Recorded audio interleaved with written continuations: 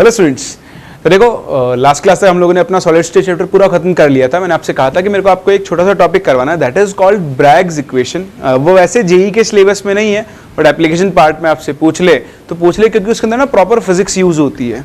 तो पैराग्राफ के अंदर आपसे इस तरह के क्वेश्चंस पूछे जा सकते हैं, इसलिए हम पॉसिबिलिटीज को भी क्यों छोड़ दें, हम इस पार्ट को भी कवर कर लेते हैं। आओ डिस्कस करते हैं ब्रैग्स इक्वेशन।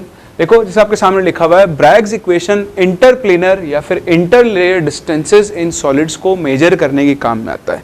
क्या होता है, हम ये मानकर चलते हैं कि सॉलिड्स के अंदर क्या होता है, जो कॉन्स्टिट्यूएंट पार्टिकल्स होते हैं वो इस तरह से लेयर्स में अरेंज होते हैं। ये पहली लेयर होगी, ये दूसरी लेयर होगी, ये तीसरी लेयर होगी। इस तरह अलग अलग प्लेन्स के अंदर क्या होते हैं, आपके एटम्स अरेंज होते हैं। ये एक लेयर है, जैसे हम लेयर ए बोलते थे, layer B, layer C and so on चलता रहेगा।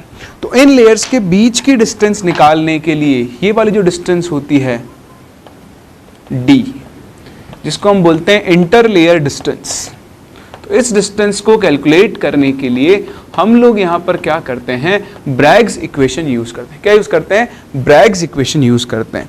इसको यूज करने के लिए हम क्या करते हैं, एक्सरेज को इंसिडेंट करवाते हैं। So X rays are incident on the solid. ठीक, यहां पर हम एक अजम्पशन लेकर चलते हैं, हम ये अज्यूम करके चलते हैं कि these x-rays follow law of reflection. ठीक है, तो जो आप फिजिक्स में लॉ ऑफ रिफ्लेक्शन पढ़ते हो, उस रिफ्लेक्शन लॉ को यहां पर एक्सरेज क्या करती हैं, फॉलो करती हैं। तो हम क्या कहते हैं, हम ये कहते हैं कि मान लो ये आपकी एक्सरे आई, तो ये एक्सरे आएगी तो क्या होगी, इस पॉइंट पर टकरा के यहां से क्या होगी, रिफ्लेक्ट होगी। ऐसे ही ये और एक्सरेज जैसे पहली लेयर से हो गई है ना, ऐसे ही क्या होगा, दूसरी लेयर से होगी,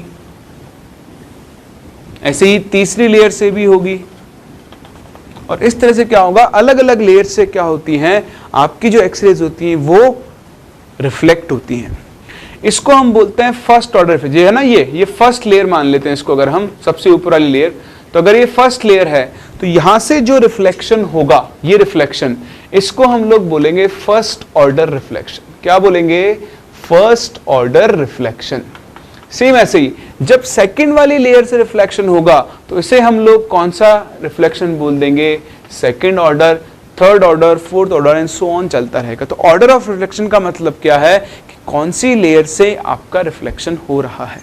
ठीक है, चलो बहुत बढ़िया है। अब हम क्या करते हैं, यहाँ थोड़ा सा काम करते हैं। काम क्या करना है हमको, भाई देखो ये आप लोगों ने सीखा हुआ है कि जितने एंगल पर आपकी रे आएगी उसी एंगल पर वापस से क्या होगी, रिफ्लेक्ट होकर जाएगी। ठीक है ना, तो ये एंगल अपना है थीटा, तो ये एंगल भी कितना हो जाएगा, थीटा। ठीक है, सेम ऐसे ये एंगल थीटा, ये एंगल भी क्या होगा, आपका थीटा होगा। सारी रेज अपनी सेम एंगल से रिफ्लेक्ट होंगी। दूसरा ये आप ध्यान रखना, यहां पर हम एक कंडीशन लगाते हैं, condition is for the rays to be in same phase. कौन सी फेज, सेम फेज। ये आपने फिजिक्स में पढ़ा होगा वेव्स के अंदर। भाई ये सारी वेव्स एक ही सोर्स से आ रही हैं, तो सबके सब क्या होनी चाहिए, सेम फेज में होनी चाहिए। जब ये रिफ्लेक्ट सेम एंगल से हो रही हैं, तो ये जो आपकी रिफ्लेक्टेड वेव्स हैं ये भी क्या होनी चाहिए, सेम फेज में होनी चाहिए। So for the reflected waves, for these reflected waves to be in same phase, तो बताओ सेम फेज में होने की कंडीशन क्या होती है, जो आपका पाथ डिफरेंस है, क्या होना चाहिए, path difference. This path difference should be an integral multiple of lambda. यानी दो वेव्स के बीच में, दो एक्सरेज के बीच में जो पाथ डिफरेंस है वो n लैम्डा के इक्वल होना चाहिए। ये आप लोगों ने फिजिक्स में सीखा है। तो बस अब हमें कुछ भी नहीं करना है, हमें इस वेव और इस वेव के बीच में पाथ डिफरेंस निकालना है।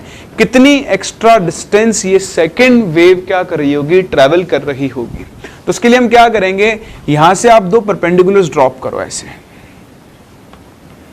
इसके ऊपर। तो देखो ये एंगल थीटा, तो ये 90 माइनस थीटा, ये 90 माइनस थीटा, तो ये एंगल फिर से क्या बन जाएगा, थीटा।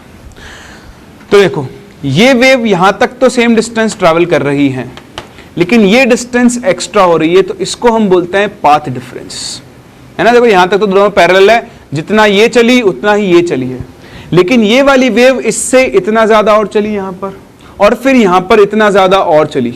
तो ये आपका टोटल पार्ट डिफरेंस है जो कि 2 इंटू डेल्टा एक्स के बराबर होगा। डेल्टा एक्स इधर से, डेल्टा एक्स इधर से। आप ये ट्राइंगल बना लो, इसको बोल दो O, इसको बोल दो A, इसको बोल दो B। तो इस ट्राइंगल OAB में अगर आप देखो ट्राइंगल OAB में, तो यहां पे आप साइन थीटा वाला रूल लगाओ, साइन थीटा। तो साइन थीटा किसके इक्वल होगा? देखो ये तो हो गया आपका परपेंडिकुलर और ये हो गया आपका हाइपोटेन्यूज, हो गया ना। तो साइन थीटा क्या होता है? Perpendicular upon hypotenuse. तो डेल्टा एक्स अपॉन, बताओ हाइपोटेन्यूज कितना होगा? इंटर न्यूक्लियर डिस्टेंस d के बराबर होगा, है ना। आप चाहो तो पहले इसको ऐसे लिख लो, साइन थीटा हो जाएगा AB अपॉन OB के इक्वल। और ये जो OB डिस्टेंस है ये किसके बराबर है? D, है ना। तो जैसे आप इसको लिखोगे यहां से आपको AB की वैल्यू मिल जाएगी कितनी? D sine theta. और AB किसके इक्वल है? डेल्टा एक्स के। तो इतने डिस्टेंस यहां डेल्टा एक्स और इतने डिस्टेंस यहां। तो बताओ जो आपका नेट पाथ डिफरेंस होगा, नेट जो पाथ डिफरेंस होगा, बताओ वो किसके इक्वल होगा? 2 टाइम्स ऑफ डेल्टा एक्स, यानी कितना हो जाएगा? 2D sine theta. और अकॉर्डिंग टू दिस कंडीशन ये जो आपका 2D साइन थीटा है इसकी वैल्यू किसके इक्वल आनी चाहिए? n लैम्डा के इक्वल आनी चाहिए। तो ये जो इक्वेशन बना, ये जो इक्वेशन बना, इसी इक्वेशन को हम लोग क्या बोलते हैं? ब्रैग्स इक्वेशन बोलते हैं। आपको यहां पे क्या करेगा? एंगल दे देगा, लैम्डा दे देगा, d की वैल्यू पूछ लेगा, या d दे देगा, लैम्डा दे देगा, एंगल की वैल्यू पूछ लेगा। n आपको यहां पर ध्यान देना है, n यहां पर क्या होता है? ऑर्डर ऑफ रिफ्लेक्शन,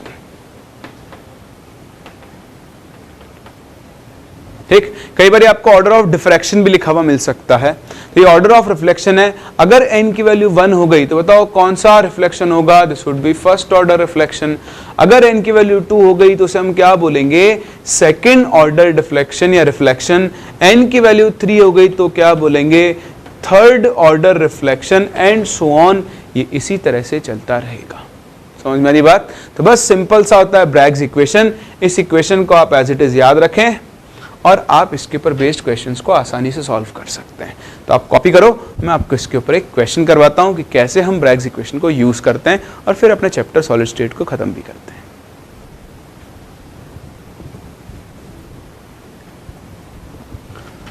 तो देखो ये रहा एक सिंपल सा क्वेश्चन ब्रैग्स इक्वेशन पे। कैलकुलेशन में मत जाना, कैलकुलेशन के लिए आपको वैल्यूज दे देगा आसान, अभी तो आपको सिर्फ वैल्यूज कैलकुलेट करनी है। देखो क्या कह रहा है? Simple cubic lattice having atoms placed at a distance of 2.77 angstrom, यानी आपको एटम्स के बीच के डिस्टेंस दे दिए 2.77 एंगस्ट्रॉम। कह रहा है कि जो एक्सरेज आ रही है उनकी वेवलेंथ है 1.82 एंगस्ट्रॉम। बताओ ये कितने एंगल से रिफ्लेक्ट होंगी? अगर रिफ्लेक्शन है फर्स्ट ऑर्डर और फिर क्या है? Second order. तो आपको इक्वेशन याद ही है। बताओ पहले केस, पहला क्या? हर केस में आपको क्या यूज करना है? 2D sine theta is equals to n lambda. तो देखो यहां से साइन थीटा कितना आ जाएगा?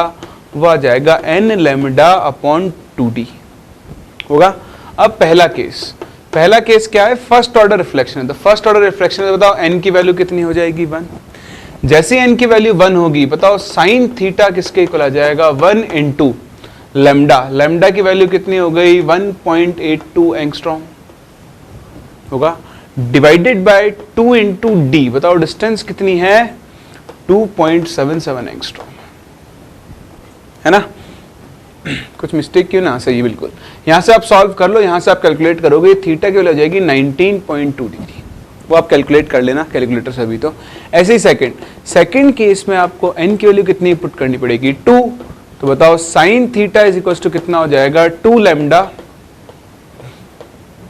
डिवाइडेड बाय 2 इंटू बाकी वाली सारी वैल्यूज तो सेम रहेंगी, और इस बार आपको थीटा की वैल्यू मिल जाएगी 41.1 डिग्री।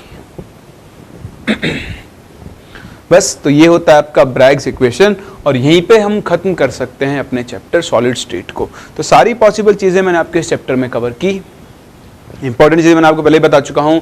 एक सीटो और HMTO इलेक्ट्रिक आपके लिए बहुत इंपॉर्टेंट है। पैकिंग फ्रैक्शन, कोऑर्डिनेशन नंबर निकालना, और लिमिटिंग रेडियस रेशियो और आयनिक क्रिस्टल के स्ट्रक्चर्स के ऊपर बेस्ड क्वेश्चंस सबसे ज्यादा आपके लिए इंपॉर्टेंट है। क्लियर? चलो, तो यहाँ खत्म करते हैं अपने चैप्टर सॉलिड स्टेट को, और मिलते हैं अगले लेक्चर में एक नए चैप्टर के साथ।